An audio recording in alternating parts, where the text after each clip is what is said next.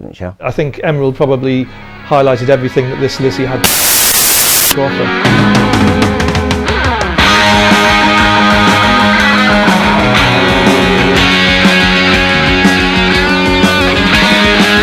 Brian Downey lasted all the way through. He was a constant with Lynott. And Brian Downey brought to the band two things. Firstly, he was very grounded. He was very sensible. He didn't have any of the rock star stylistics of so many others who were in and out of the band. Therefore, he gave the band a certain sense of rooting. Secondly, he was a very good drummer in the way that he enhanced the songs. Unlike other drummers who were flashy or flamboyant, Downey played the beat. To me, the great rock drummers are people like Ian Paice, Neil Peart, but Brian Downey did exactly what he was supposed to do in a good tight band. He kept the band together along with Phil Lynott as far as the rhythm section was concerned. You didn't really notice the drums so much. They were like a very nice plain backdrop for the rich voice of Phil Lynott and for the song and the fire of the guitar playing. He was the perfect drummer for Thin Lizzy. You could not imagine anybody else fitting into that lineup and doing something even remotely close to what Downey did.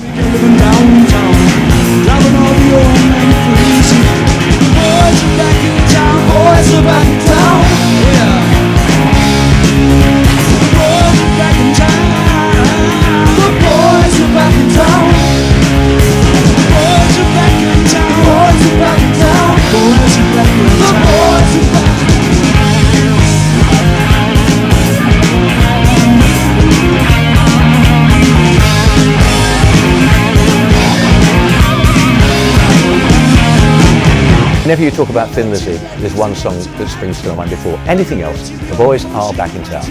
It's not just a stand-up track for Lizzy, it's a stand-up track for rock.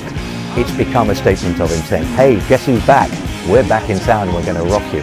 And in a way it encapsulated being on the road, it encapsulated being in a gang, it encapsulated things about life, about being into rock and roll.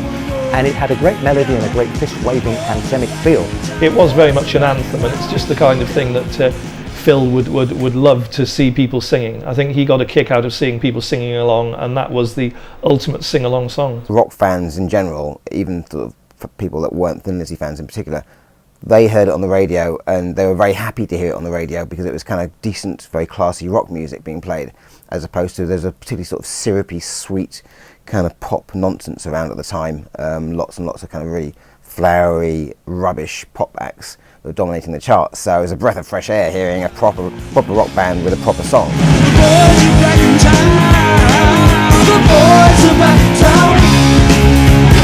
What makes it really stand out, I think still to me, is Lynott's understated vocals. He doesn't go over the top, he doesn't shout and scream, he does it in his talking style, his street talking style, which almost winks at you as much as stating what's going to happen. The musical hallmarks, really, it's the twin lead guitar thing.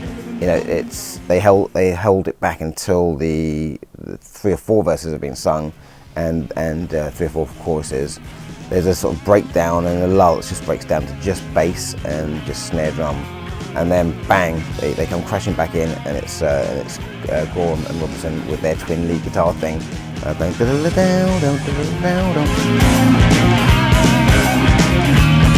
Underneath that, on the record, they'd add some other guitars, and Phil would be playing the same parts as well, which would be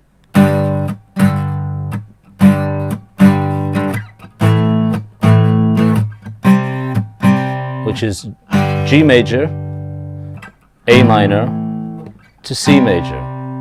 But the way that they would play that was roots and fifths root. Root, fifth, root, root, fifth, root. And that's typical of virtually any band playing tough, hard rock. Even if it's a minor chord, they still play just the root and the fifth. A major chord, they play the root and the fifth. So.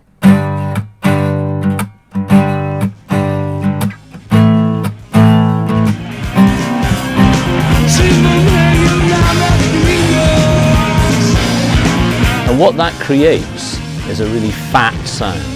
And it's just really sort of high octane, really exciting, and you know, it's perfect headbanging.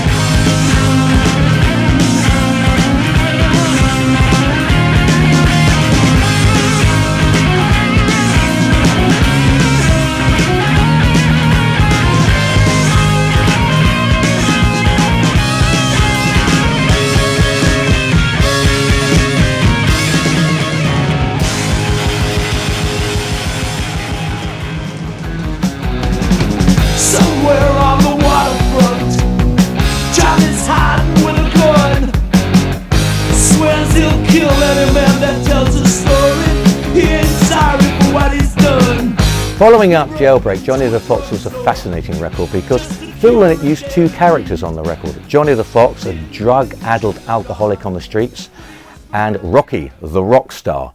And these were two sides of Lynott's character. And he had a song called Rocky, which is about the birth of a rock star. Johnny the Fox meets Jimmy the Weed with that funky element and that sort of swagger. There's also, of course, Don't Believe a Word, one of the greatest songs that Lizzy ever wrote. The problem Johnny the Fox had was it wasn't really a concept. There were conceptual elements in there, but Lynott never developed them to the point where there was a storyline threading throughout the whole thing. Johnny the Fox was a little move into Americana, very much an American-centered album, a bit of a concept album in a way, but which ended up a little bit half-baked. I think you felt that there were some tracks like Boogie Woogie Dance, which finishes off the album, that was a bit of a carbon copy of Emerald, but it did have Don't Believe a Word, which was a tremendous single, and it had merit, but I think any album that tried to follow the success of Jailbreak was on a loser. Don't believe me if I tell you, not a word of this is true. Don't believe me if I tell you, especially if I tell you I'm in love with you. Don't believe me if I tell you. Musically, I think Johnny the Fox was taking Lizzy a little further forward. Whereas Jailbreak had a sense of being very much in a straight line and slightly veering off, but never really going off the straight and narrow. Johnny the Fox saw Lizzy trying different things. There was definitely more of a soul and funky element to some of the songs, such as Don't Believe a Word, Johnny the Fox meets Jimmy the Weed. It was rock, unquestionably rock, but Lynott's other influences were starting to come through. Vocally, I think he was exploring new territories, and this wasn't necessarily a great direction for him to take.